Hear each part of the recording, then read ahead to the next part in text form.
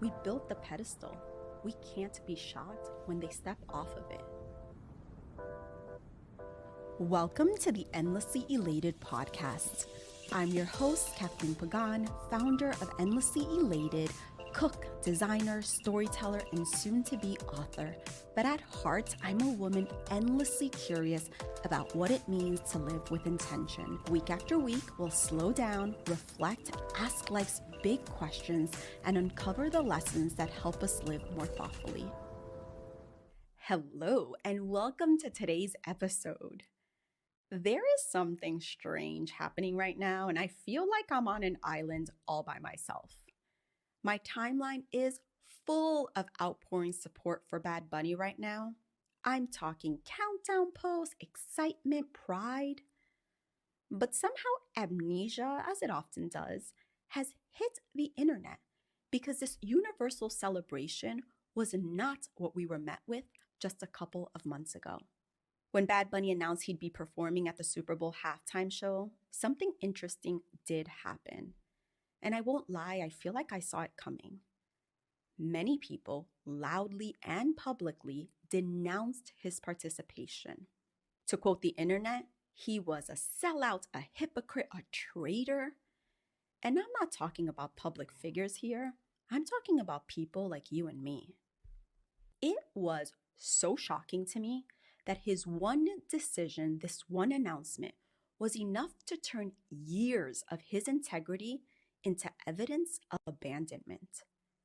I mean, think about it. Here's someone who has spent his entire career championing Puerto Rican culture, speaking out on political issues, and refusing to sanitize himself for mainstream acceptance.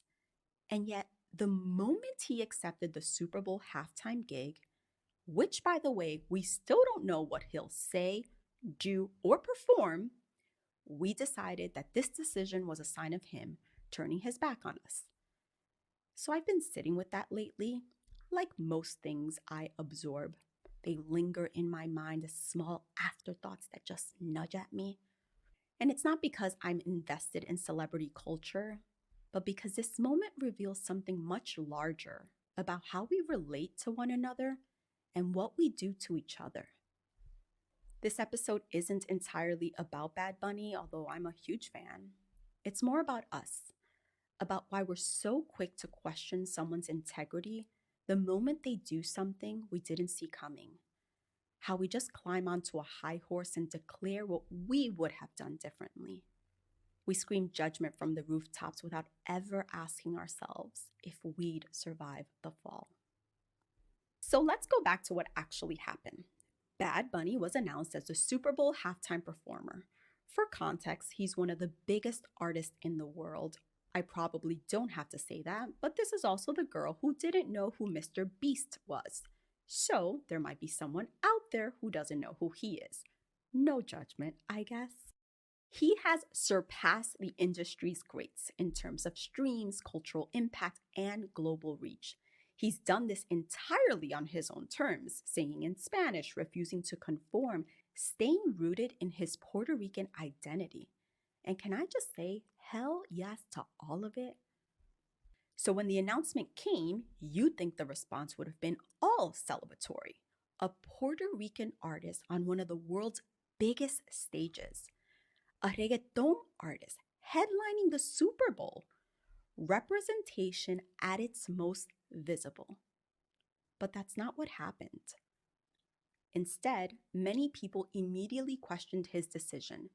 They pointed to the political climate, the horrific things happening with ICE, and the treatment of Latino communities in this country. They argued that by performing at the Super Bowl, Bad Bunny was aligning himself with institutions that don't care about us, that he was choosing visibility over values. And here's the thing, I understand where that reaction comes from. I do.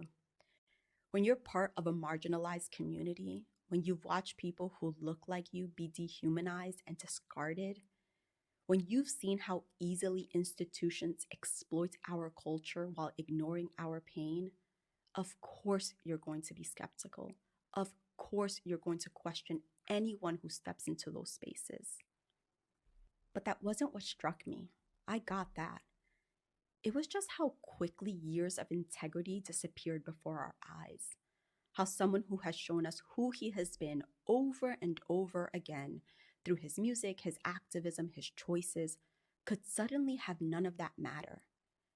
We weren't privy to the conversation, and we don't know what was discussed behind closed doors. We didn't even know his reasoning. We didn't even give him a chance. On the surface, he did something we didn't think he should. And for that, it was enough to erase everything. And I think that assumption says more about us than it actually will ever say about him. Because this one decision that we don't fully even understand yet is enough to erase all of it? And more importantly, is this what we do to people in our own lives? Why? If I had to guess, I think it's because we expect people to carry the weight of our hope. Then we're shocked when they cannot move freely under it. We place this impossible burden on those we respect and love, and when we give them that much to carry, even when they didn't ask for it, any move they make feels like it could shatter everything. From the Bad Bunny standpoint, this is what happens when representation becomes a singular responsibility. When one person has to be perfect, has to make all the right moves, they stop being a person, they become a symbol. And I get it, some will argue that's the price you pay for the stage you've got. But are we not allowed to fail or pivot or choose something that feels contradictory? We're all human. And the more we demand perfection from others in our own lives, the more we set them up to disappoint us. We built the pedestal. We can't be shocked when they step off of it. This is where today's free episode ends. The rest of this conversation, including what it actually looks like to trust someone's intention and how we can break this pattern in ourselves, is available to paid subscribers.